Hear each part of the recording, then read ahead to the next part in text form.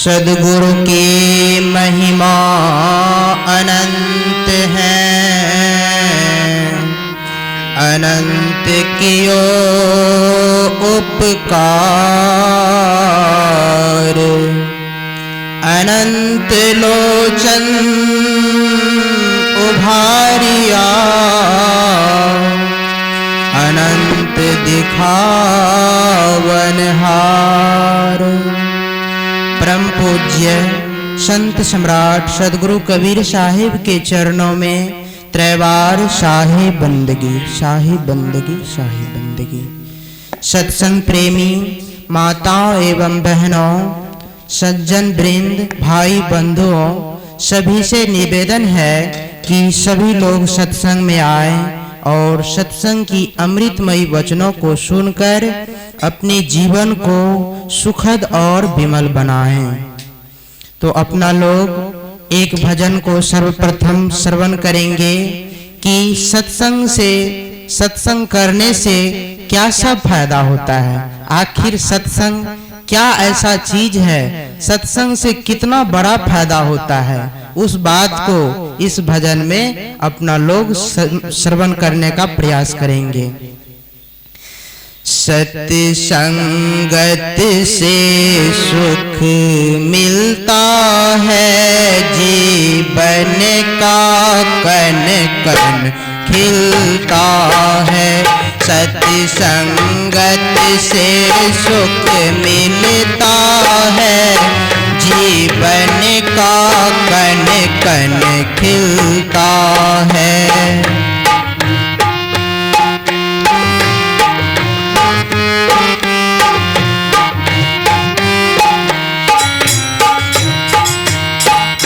मानव को जैसा संग मिले, कपड़े को जैसा रंग मिले।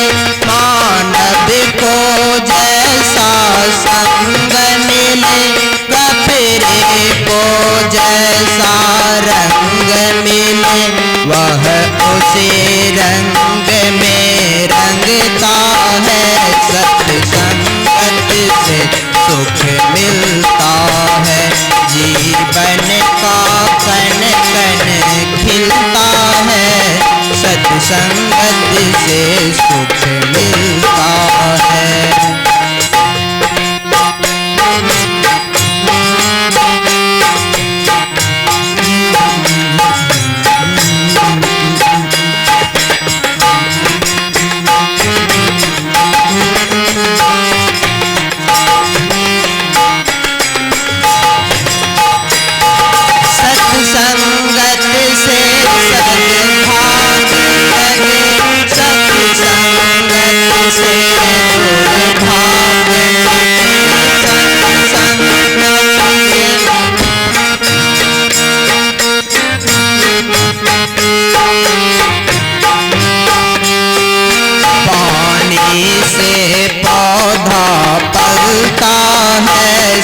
सत्संगत से सुख मिलता है, जीवन का कण कण खिलता है।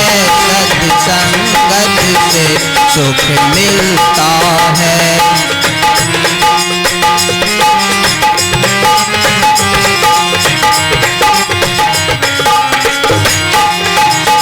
सत्संगत से सद्ज्ञान मिले, सत्संगत से भगवान मिले। सत्संगत से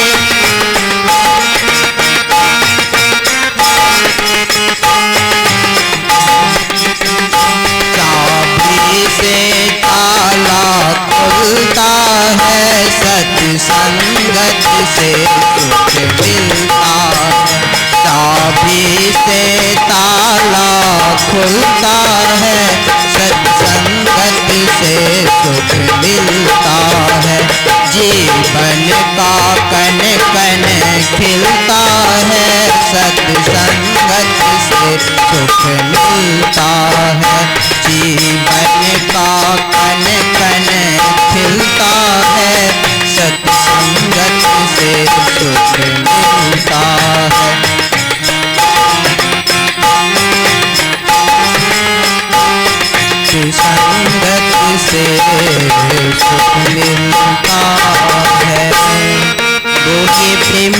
सतगुरुदेव की जय, सतगुरुदेव की जय, सतगुरुदेव की जय।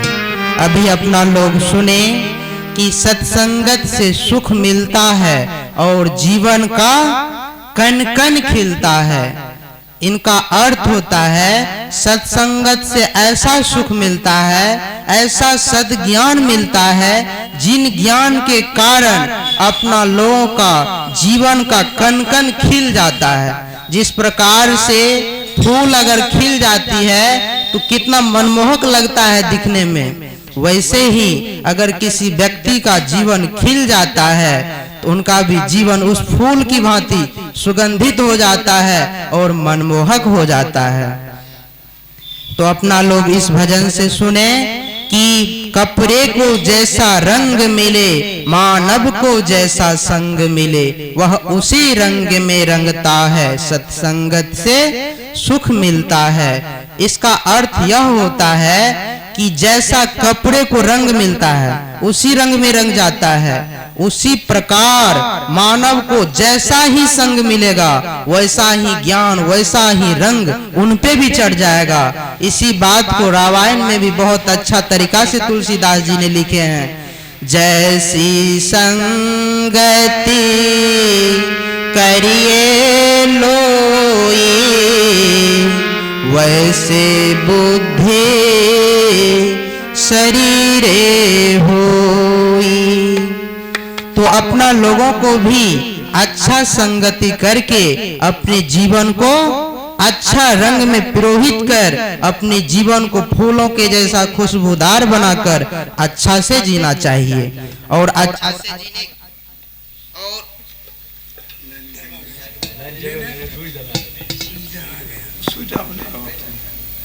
और उस प्रकार से जीने के लिए अपना लोगों का कुछ नियम भी होनी चाहिए, क्योंकि बिना नियम का कोई कार्य तो होता नहीं है इस संसार में।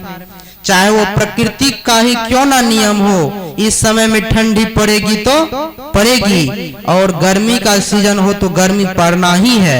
उसी प्रकार से जीवन का भी कुछ नियम होता है, जिस नियम से जीने से व्यक्ति हर वक्त खिलता रहता है, हर वक्त अच्छा रहता है, हर वक्त खुश रह पाता है। तो उस नियम के बारे में अपना लोग जानेंगे कुछ, एक दो लाइन में, एक दो शब्दों में। वेद में एक बहुत अच्छा मंत्र आया है, जिनको कि धारण करने से अपना लोगों का भी जीवन नियमित हो जाएगा। जिस प्रकार से जिस वक्त गेहूं में पानी देने का टाइम होता है, सीजन होता है, उस सीजन में अगर अपना लोग पटवन करते हैं तो गेहूं सुखाता नहीं है, बल्कि क्या हो जाता है और खिल जाता है और बढ़िया हो जाता है। और वही पानी को गेहूं सूख जाने के बाद अगर डालेंगे तो वो पानी कोई भी फायदा नहीं करता है। तो उस बात को जानेंगे कि कौन सा नियम, कौन सा काज किस टाइम में करना चाहिए और कौन सा काज सबसे ज्यादा महत्वपूर्ण है। क्योंकि गेहूं अगर सूखने लगती है तो उस वक्त सबसे पहले पानी डालना जरूरी होता है। उसी प्रकार से जानेंगे अपना लोग आज कि जीवन में सबसे पहले क्या करना चाहिए, किस बात का, किस कार्य का सबसे ज्यादा महत्व देना चाहिए। उस बात को अपना लोग जानते हैं इस मंत्र के द्वारा, इस श्लोक के द्वारा। शतां विहाय भोक्तव्यं सहस्त्र स्नानम् आचरे, लक्षं विहाय दातव्यं कोटित कृत्वा हरि स्मरे। इसका अर्थ यह होता है कि जीवन में स्व काम को पहले छोड़ करके भोजन कर लेना चाहिए। फर्स्ट लाइन का ये अर्थ होता है, क्योंकि अपना लोग जानते हैं कि अगर अपना लोगों का शरीर ही स्वस्थ ना रहे तो क्या कर पाएंगे, ना ही भक्ति कर पाएंगे, ना ही भजन कर पाएंगे, ना ही अच्छा कार्य कर पाएंगे। तो उनसे बचने के लिए सबसे पहले उसमें आई है बात शतां विहाय भोक्तव्यम, मतलब स्व काम को छोड़ करके भोजन कर लेनी चाहिए। इसी बात को दर्शन शास्त्र में भी लिखा गया है, कर्जा लेकर के भी घी पीना चाहिए। इनका तात्पर्य यह होता है कि अगर आप कर्जा लेकर के भी घी पीजिएगा ना, आपका शरीर बिल्कुल मजबूत रहेगा, और जब मजबूत रहेगा शरीर तो आप उस कर्जा को तो तोड़ ही देंगे और उनसे आगे भी बढ़ सकते हैं, उनसे ज्यादा भी प्रगति कर सकते हैं। इसलिए सबसे पहले किस पे ध्यान देनी चाहिए? आप लोग भी बात कीजिए थोड़ा अच्छा ढंग से, तब पता चलेगा कि किस प्रकार की बातें लग रही है आप सबको। क्योंकि जब अच्छा नहीं लगे बात तो फिर बोलने में भी कोई अच्छी बात नहीं होती है। अगर आप सबको अच्छा ही ना लगे और हम बोले ही तो ये मेरा बोलना क्या हो जाएगा? व्यर्थ हो जाएगा, बेकार हो जाएगा। इसलिए साथ साथ आप सब भी बोलिए। तो बोलिए, उनसे क्या होगा अगर कर्जा लेकर के घी पिएंगे तो? अपना लोगों का शरीर मजबूत हो जाएगा। अगर शरीर मजबूत हो गया तो फिर वो कर्जा तो टूटेगा ही, उनसे बहुत आगे भी निकल सकते हैं। इसीलिए सबसे पहले वेद में यह बात आई है कि सताम विहाय भोक्तव्यम। उनके बाद बोलते हैं सहस्त्र स्नानम आचरे, अर्थात हजारों काम को छोड़ करके स्नान कर लेनी चाहिए। क्योंकि शास्त्रों में ऐसा कहा जाता है कि जो व्यक्ति स्नान नहीं किए हैं और भर दिन काम भी करते हैं तो उनका काज काम के गिनती में नहीं आता है, न काम के गिनती में आता है। क्योंकि कहा जाता है कि जो व्यक्ति सुबह जगता है और जब तक स्नान नहीं करता है तब तक वो क्या चीज के समान होता है? मुर्दा के समान होता है। क्या चीज के समान होता है?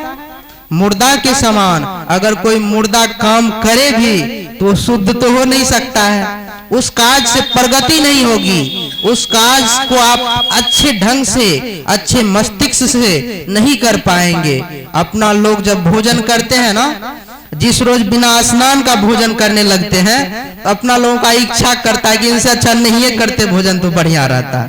लेकिन जब स्नान कर लेते हैं तो पूरा चपचपा करके भरपेट खाते हैं और कोई दिक्कत नहीं होती है खाने में। सोचते हैं कि बहुत अच्छा लगा खाने में, और टेस्ट तो बढ़ ही जाती है, साथ साथ भूख भी बढ़ जाती है, जिनके कारण शरीर में एनर्जी की कमी नहीं होती है। अपना लोग भी जानते हैं कि जो भी एनर्जी अपना सबको मिलता है कहाँ से मिलता है? भोजन से मिलता है, खाने से मिलता है। अपना लोगों को अपने एनर्जी के मतलब स्रोत जो है उनको अच्छा ढंग से बना करके रखना है, और जो भी ये नियम है इसको फॉलो करके, इसका पालन करके अपना लोगों को अपने जीवन में धारण कर, इस बात को अपने जीवन में घटित कर अपने जीवन को भी मजबूत बनाइए, स्ट्रॉन्ग बनाइए, और अपने जीवन को कारगर बनाते हुए इनके बाद उसमें बात आई है सहस्त्र स्नानम आचरे लक्ष्यम विहाय दातव्यम। इसका अर्थ यह होता है कि लाखों काम को छोड़ करके, लाखों काम को, एक दो काम नहीं, लाखों काम को छोड़ करके दान कर लेनी चाहिए। आखिर ये दोनों भी चीज को से बढ़ा करके इस बात को क्यों बोला गया है? क्योंकि दान करना अपना लोगों के जीवन में, तो जब कोई काम करते हुए रहते हैं अपना लोग, कोई भिखारी आ जाए तो उनको बोलते हैं कि अभी हम लोग काम कर रहे हैं, तभी कितना काम कर रहे होते हैं अपना लोग, एक काम। लेकिन वेद में कहा गया है लाखों काम को छोड़ करके सबसे पहले दान कर लेना चाहिए, पुण्य कर लेना चाहिए। इनका क्या तात्पर्य? वेद में ऐसी बात क्यों आई है? महापुरुष लोग ऐसा क्यों लिखे हैं? इनका कारण को अपना लोग जानने का प्रयास करते हैं। क्योंकि दान करना, पुण्य करना तो एक संपत्ति का एक प्रकार से माना जाए तो क्षति ही है ना, मतलब क्षति ही है ना, दे दिए तो घट गया ना। लेकिन शास्त्रों में ऐसी बात आई है कि दान दिए धन घटे नहीं, जो पंछी पिए नीर। इस प्रकार से एक श्लोक आती है कि दान दिए धन ना घटे, कह गए दास कबीर। मतलब दान क्या हुआ धन नहीं घटता है, ऐसा कबीर बाबा कहते हैं। इनका क्या कारण? इनका कारण को अपना लोग कि इस प्रकार से कथा आती है शास्त्रों में कि दान करने से बहुत बड़ा फायदा होता है। दान करने का यह तात्पर्य बताया गया है कि अपना लोग जो भी दान मांगने के लिए आते हैं अपना लोगों के पास, तो अपना लोगों को ये सीख देते हैं कि मैं जो कल अमीर था ना, और किसी असहाय को, किसी भिखारी को, किसी गरीब को मैं दान नहीं किया करता था, जिनके कारण आज मेरे पास एक भी रुपया नहीं है। क्यों? क्योंकि मैं किसी को देता ही नहीं था, इसीलिए भगवान मुझे भी नहीं दिया, क्योंकि देने वाले को ही मिलता है। और वो जो नहीं दिया, इनके कारण वो क्या बन गए? भिखारी बन गए। और उस भिखारी के कारण उनको मांगना पड़ता है, किन्हीं का दयनीय स्थिति हो जाती है तभी तो मांगना पड़ता है। इसीलिए तो कहा गया है मांगन से मरना भरा। इस प्रकार से जो बोला गया है, क्यों बोला गया है? क्योंकि मांगने से तो दुख होती ही है और उनसे भी भला है मरना। क्यों? क्योंकि उसमें बहुत सा दुख होता है और उनका मजबूरी होता है, नहीं भी दे तो भी मांगना पड़ता है। कितना आदमी उनको फटकार करके भगा देता है, लेकिन तो भी वो दूसरे के पास जाकर के हाथ फैलाना ही पड़ता है, क्योंकि और वो कुछ कर ही नहीं सकता है, उनके पास और कुछ करने के लिए है ही नहीं। अगर कोई भिखारी आता है, अगर कोई दलिद्र आता है, अगर कोई असहाय आता है, तो उनका दान पुण्य करना चाहिए। क्यों? क्योंकि वो आपको भिखारी बनने से बचाता है। किस चीज से बचाता है? वो अपना सब लोगों को भिखारी बनने से बचाता है। तो अपना लोग समझ लीजिए कि कितना बड़ा कार्य वो करता है। और इस बात को इसलिए लिखा गया है लाखों काम को छोड़ करके कर लेना चाहिए, क्योंकि अपना लोग लाखों काम जो करते हैं ना, क्यों करते हैं? आप लोगों से क्वेश्चन है कि अपना लोग लाखों करोड़ों काम करते हैं, क्यों करते हैं? उत्तर दीजिए। लाखों काम अपना लोग इसलिए करते हैं कि अपना लोगों का जीवन सुख से, संपत्ति से, धन से भरा पड़ा रहे। क्यों करते हैं? रिपीट कीजिए। अपना लोग काम, लाखों काम क्यों करते हैं? इसलिए कि उन काम से जो बेनिफिट होगी वो मुझे प्राप्त होगा, और उस रुपया से हम लोग क्या बनेंगे? अमीर बनेंगे, बढ़िया बनेंगे, सुखमय बनेंगे। इसीलिए तो काम करते हैं। और वो काम करना तब व्यर्थ हो जाता है जब अपना लोग दान पुण्य नहीं करते हैं, क्योंकि दान पुण्य करेंगे नहीं तो कितनों भी कमाएंगे तो भगवान तो देगा नहीं। जितना करेंगे उतने आएगा, तो जितना करेंगे उतने आएगा, तो जितना कीजिएगा उतना खर्च भी हो जाएगा, क्योंकि उस पर तो भगवान का ध्यान है नहीं। जिस पर भगवान का ध्यान हो जाता है वो एक भी कमाता है तो 1000 हो जाता है, और 1000 कमाता है तो लाख हो जाता है। क्यों? क्योंकि उस पे भगवान का नजर है, उस पे भगवान का ध्यान है। इसलिए अपना लोगों को लाखों काम को छोड़ करके क्या कर लेना चाहिए? दान पुण्य कर लेना चाहिए। क्यों? क्योंकि इसी के कारण अपना लोगों के जीवन में धन और संपत्ति की वृद्धि होती है, या अपना लोगों को धन संपत्ति मिलता है। क्योंकि भगवान भी उसे ही देते हैं जिसे जो भगवान का कार्य करते हैं। मतलब भगवान भी देने का कार्य करते हैं, अपना लोग भी देने का अगर कार्य करेंगे तो भगवान अपना लोगों को कभी भी गरीब होने के लिए नहीं देगा, निर्धन होने के लिए नहीं देगा। यही बात का संदेश देता है कोई भी भिखारी, कोई भी दलिद्र। इस बात को सिखाते हैं कि आप दान पुण्य जरूर कीजिए, नहीं कीजिएगा तो जैसा मेरा स्थिति अभी है वैसा ही आपका भी स्थिति बनने वाला है। क्या कहते हैं? जैसा स्थिति अभी मेरा है वैसा ही स्थिति आपका भी बनने वाला है। इसलिए अपना लोगों को दान पुण्य करने के लिए लाखों काम का त्याग करके दान पुण्य को कर लेना चाहिए। लक्ष्यम विहाय दातव्यम कोटित कृत्वा हरियस्मरे। मतलब करोड़ों अरबों काम का त्याग करके, मतलब छोड़ करके भक्ति भजन कर लेना चाहिए। ये सब तो एक छोटी छोटी बात थी तभी से दुनिया में जीने की, लेकिन ये शरीर जो अपना लोगों को मिलता है, इनके लिए अपना लोगों को करोड़ों अरबों काम को छोड़ करके भक्ति भजन कर लेना चाहिए। क्यों? क्योंकि भक्ति भजन करने से ही अपना लोगों को मानव का शरीर मिलता है। क्या चीज से मिलता है अपना लोगों को मानव का शरीर? भक्ति भजन करने से। और इतना काम आप कर लीजिएगा जीवन में, मतलब भोजन भी कर लीजिएगा 100 काम को छोड़ करके, 1000 काम को छोड़ करके स्नान भी कर लीजिएगा, लाख काम को छोड़ करके दान पुण्य भी कर लीजिएगा, लेकिन उसका भोग कहाँ पे कीजिएगा? उनका भोग करने के लिए या उनको अपने जीवन में पाने के लिए तो अपना लोगों को मानव का शरीर बिल्कुल जरूरी है ना। इसलिए करोड़ों अरबों काम को छोड़ करके अपना लोगों को क्या कर लेनी चाहिए? भक्ति भजन कर लेनी चाहिए।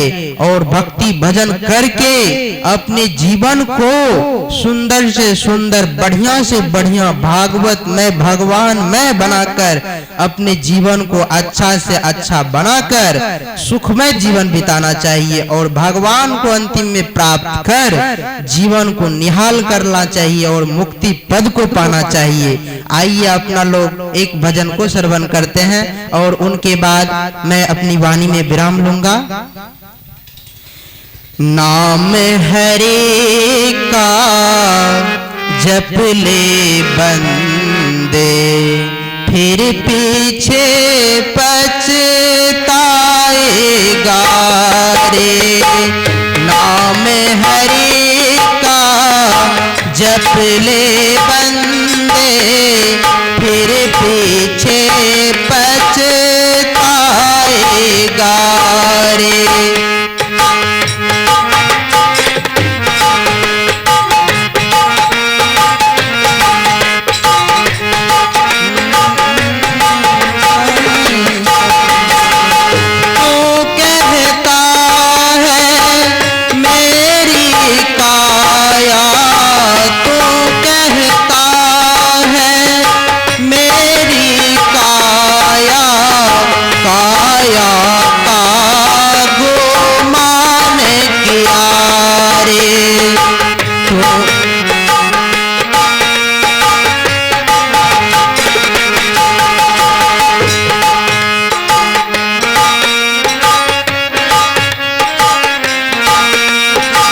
चांद सा सुंदर यह तन तेरा, चांद सा सुंदर यह तन तेरा, मिट्टी में मिल जाएगा रे।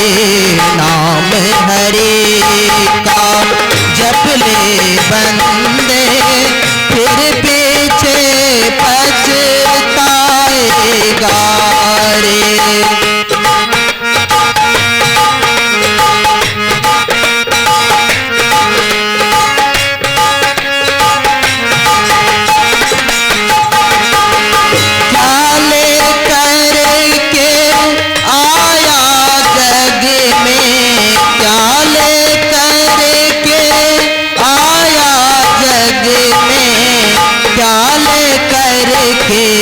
जाएगा रे।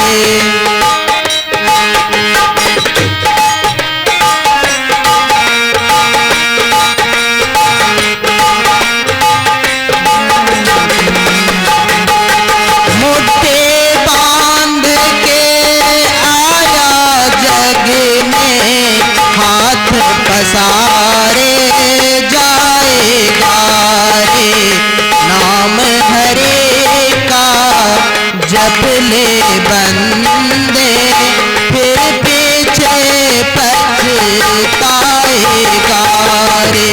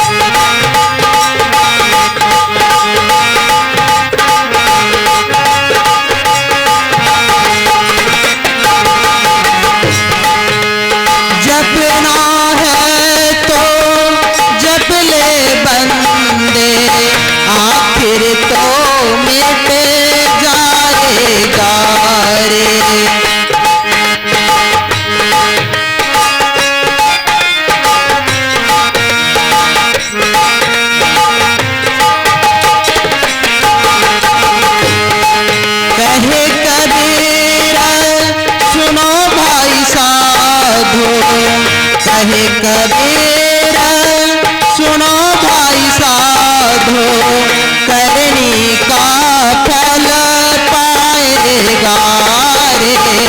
नाम हरे का जप ले बंदे, फिर पीछे पछताएगा रे। नाम हरे का जप ले बंदे, फिर पीछे पछताएगा रे। बोलिए प्रेम से सतगुरुदेव की जय, सतगुरुदेव की जय, सतगुरुदेव की जय। अभी अपना लोग सुने, नाम हरि का जप ले बंदे, फिर पीछे पछताएगा रे। अपना लोग अभी समय है अपना लोगों के पास, अपना लोग भक्ति भजन कर लीजिए, नहीं तो फिर पछताने के सिवा कुछ भी नहीं मिलेगा। इसके लिए अपना लोगों को भक्ति भजन जरूर ही कर लेना चाहिए। इसी पे एक कहानी याद आ गई जो मैं 2-3 मिनट में सुना देना चाहूंगा, तब तक गुरुजी भी पधार रहे हैं। तो अपना लोग एक कहानी को श्रवण करते हैं। बहुत समय पहले एक देश हुआ करता था। उस देश में एक राजा था और उस देश का नियम अपना लोग पहले जान लेते हैं। उस देश का यह नियम था कि कोई भी राजा 60 वर्ष तक ही वहां पे राज कर सकता था। वहां का यह नियम था, और अगर 60 वर्ष हो जाता था कोई भी राजा को, तो उस राजा को उस राज्य से निकाल करके और एक समुद्र के बीच में जो स्थान होता है, उनको अपना लोग क्या बोलते हैं, भूगोल के भाषा में उसको द्वीप बोला जाता है। क्या बोला जाता है? द्वीप। उस द्वीप पे ले जाकर के छोड़ दिया जाता था, और उस द्वीप पे कुछ भी नहीं था, सिर्फ जंगल था और तरह तरह के पशु सब थे, जानवर सब थे, हिरन, बाघ, बाज, इस प्रकार का जानवर सब थे, जो कि राजा को मार करके खा जाया करते थे। इनसे ये जो बातें होती थी, इनके कारण सभी राजा जब जाने लगते थे तो काफी रोया करते थे, क्योंकि वो जान जाते थे अब तो हमारा मरना निश्चित है। क्योंकि 60 वर्ष जब ये हुआ तो वो वहां का ये नियम है, फिर ले जाया जाएगा, फिर वहां पे छोड़ देगा, फिर हमको मरना ही पड़ेगा। इस बात को सोच सोच करके बहुत रोता था राजा। अपना सबके भी जीवन में अगर ऐसा हो जाए तो अपना लोग भी बहुत रोएंगे। क्यों? क्योंकि सबको मरने का डर होता है। तो वो राजा भी बहुत रोया करते थे। कुछ दिन के बाद उसी देश में एक राजा हुआ जो बहुत बुद्धिमान थे। क्या थे वो? बहुत बुद्धिमान थे, और इतना बुद्धिमान थे कि उनका भी 60 वर्ष हुआ। लेकिन जिस प्रकार से सब राजा जाते हुए रोता था, लेकिन वो राजा रोया ही नहीं। सबको आश्चर्य हो गया, और वो रोने के बजाय वो हंसते हुए जा रहा था। सबको संदेह हो गया, आखिर बात क्या है? दाल में काला जरूर है कि क्या बात है जिनके कारण सब राजा जब जाते थे तो वो रोया करता था, लेकिन ये राजा कैसा है कि ये जा भी रहा है और जानता भी है कि अंतिम में मरना ही पड़ेगा, लेकिन तो भी रोने के बजाय हंस रहा है। इनका क्या कारण है? तो राजा साहब के पास आए सभी लोग, सभी मंत्री, सभी जनता, और उनसे पूछे, राजा साहब कोई मरने के लिए जाता है तो रोया करते हैं, जैसा कि नियम चला आ रहा है कि सभी राजा जब जाने लगते थे वहां पे तो सब रोते हुए जाते थे, सबको जबरदस्ती ले जाया जाता था, सब अंतिम में पश्चाताप करते थे कि ये 60 साल का मेरा राज करना बिल्कुल व्यर्थ हो गया, लेकिन आप तो हंसते हुए जा रहे हैं, इनका क्या कारण है राजा साहब? तो राजा साहब ने उत्तर दिया कि मैं पुराने राजा के जैसे बेवकूफ थोड़े ना हूँ जो हमको रोना पड़ेगा, क्योंकि रोना तो पड़ता है बेवकूफ व्यक्ति को, बुड़बक व्यक्ति को, ना समझ को। जो होशियार होता है वो कभी रोता नहीं है। बोला ऐसा क्या कारण है, ऐसा आप में क्या है जिनके कारण आप होशियार हैं? ऐसा आपके पास क्या चीज है? आखिर अपना लोगों को भी रोने का भी तो कोई कारण होता है ना समझी होता है ना, जिनके कारण रोना पड़ता है। लेकिन वो राजा बोला कि मैं थोड़े ना बुर्बक हूँ, मैं थोड़े ना समझ हूँ कि मैं रोऊं। तो राजा साहब से पूछा गया कि आप कैसे होशियार हैं? आपको भी तो जाना ही पड़ रहा है पुराने राजे के जैसा पुराना राजा जाते थे, मरना पड़ता था, उसी प्रकार तो आपके भी साथ होगा। लेकिन आप हंसते हुए जा रहे हैं और अपने आप को आप बुधियार कह रहे हैं और दूसरे को बुर्बक कह रहे हैं। तो इनका क्या कारण है? तो राजा साहब उत्तर दिए कि जितना भी राजा इनसे पहले राज किया वो सिर्फ राजे करने के चक्कर में रह जाया करते थे, लेकिन मैं जो हूं ना, मैं बुधियार हूं इनके नाते। मैं उस द्वीप पे जो हूं ना, वो जो द्वीप, जिस द्वीप पे हमको भेजा जाएगा, जैसा राजमहल इस देश का है वैसा ही राजमहल, वैसा ही संपत्ति युक्त जगह मैं उस द्वीप पे बना लिया हूं। इसीलिए मुझे कोई चिंता चिंता नहीं है। क्योंकि हम बुधियार थे, इनके कारण हम जैसा यहाँ पे सुख भोगे, अब यहाँ के बाद वहां जाएंगे तो मुझे तो कोई दुख तकलीफ होगी नहीं, मुझे तो मरना पड़ेगा नहीं। इनके कारण मुझे दुख और तकलीफ तो कोई बात का होना भी नहीं चाहिए, ना ही मेरे पास कोई दुख तकलीफ है ही। इसलिए मैं बुधियार हुआ ना, तो सभी प्रजा को मानना पड़ा कि ये बहुत बुधियार है और बहुत समझदार है। इस बात से क्या सीख लेनी चाहिए अपना सबको?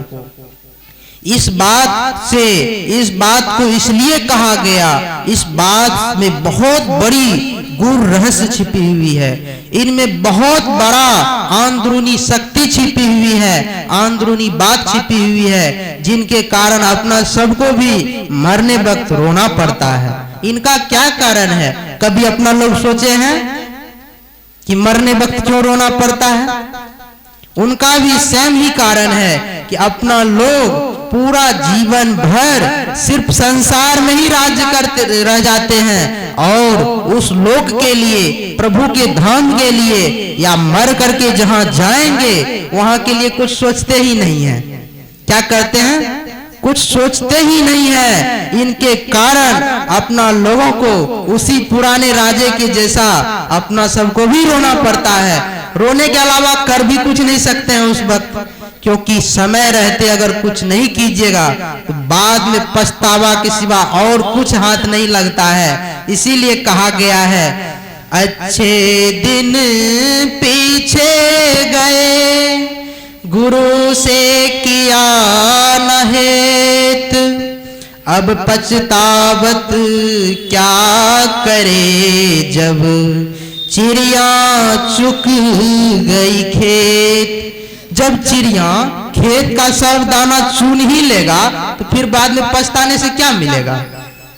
इसलिए समय रहते अपना लोगों को सोच लेनी चाहिए, समझ लेनी चाहिए। यहाँ पे तो जो राज किए ही, लेकिन जहाँ पे जाएंगे उनके लिए भी तो कुछ कर लें। उनके लिए एक ही चीज अपना लोग कर सकते हैं, उनका नाम है भक्ति और भजन। और अपने जीवन में भक्ति भजन कर उस संपत्ति को अर्जन कीजिए जिस संपत्ति के साथ अपना लोगों को वहां पे रहना है।